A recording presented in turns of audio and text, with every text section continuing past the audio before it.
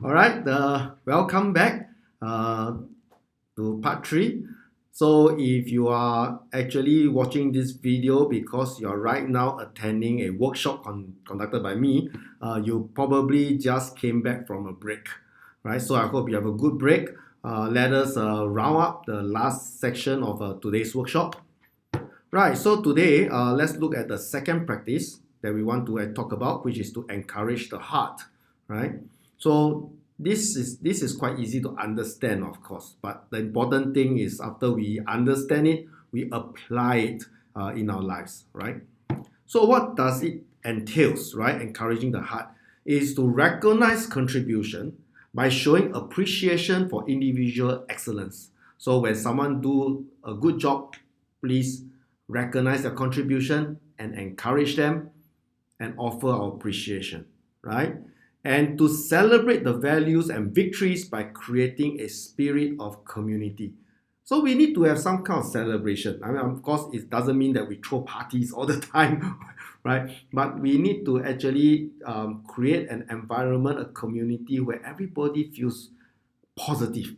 That's important, right? We don't want a group or team or organization where there's a lot of frustration inside, right? If there's anything, we clarify the situation, we align ourselves, and we encourage one another. That is what we want to do.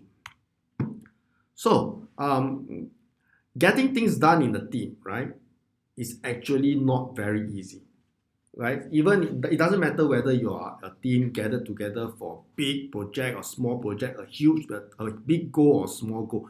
It doesn't matter because what matters is that we get people together. The human relationship is where it takes up most of our energy. That is the discovery, right? So people become exhausted. Sometimes, thinking small things, small issue, why do you get so tired, right?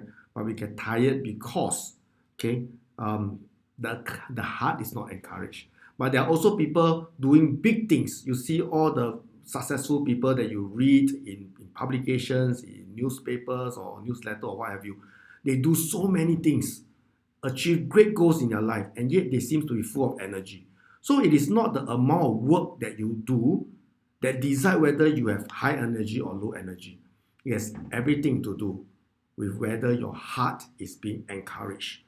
So people do get exhausted, and when you get exhausted and tired, you tend to give up. So a good leader recognizes this fact. So even if it is a small project, right, you encourage the heart and you tell the team, continue to inspire them and others, with courage and hope.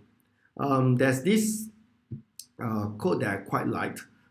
It's like it says that a lion, lion is a symbol for very strong person, leader, king of the jungle and so on. A lion is said that they use their full strength regardless of whether they are challenging a large beast or a tiny ant. So it is the same thing here. A leader, regardless of whether you're handling a big project or a small project, you go all out to encourage the heart of the people in your team. So how do we actually keep the hope and determination alive, right? When we are exhausted. So leaders recognize contribution by showing appreciation for individual excellence. Every team member, we appreciate them. And only when we appreciate them and we encourage them, that's where all the hearts can be encouraged. Point two, genuine acts of caring uplifts spirit and strengthen courage. So we need to care, right? After we appreciate what they do, we need to care for them. And if they are frustrated, they are struggling, we want to understand why and do whatever we can to help everyone to level up together, right? It's not a competition, it's a collaboration. This is what teamwork is about, and that's what leadership is about, right? Point three, leaders express pride in the accomplishment of their team. So when your team does well, you feel pride. You don't feel pride when you do well. Think about it. Is there anything to be proud of if I do well for myself? I mean, I put in the work, right? But to actually get a team to do well together, that accomplishment is way more powerful. So leaders express pride in the accomplishment of their teams, and they make everyone feels like everyday heroes. Like when the whole team feel like heroes, you can achieve anything. So this is the activity I want you to think of, right? Reflect through. Okay. So think of the most meaningful recognition. Okay. Think about the most meaningful recognition you have ever received. Someone encouraging you. Think back. I'm sure growing up, there are times where people encourage you. Could be a teacher, could be a senior in schools, could be your classmates, your friends, your siblings, anyone that encourages you. Think about it, and which one do you feel?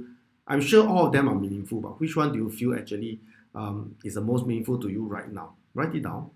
It can be related to any part of your life, right? It's not just about school. Sometimes within a family, right? You could be, it could even be your parents encouraging you on how to take care of your siblings, or could be a cousin telling you how to, uh, pay your gratitude to your parents and so on, or even at your work community. Some of you may join some community centered events out there.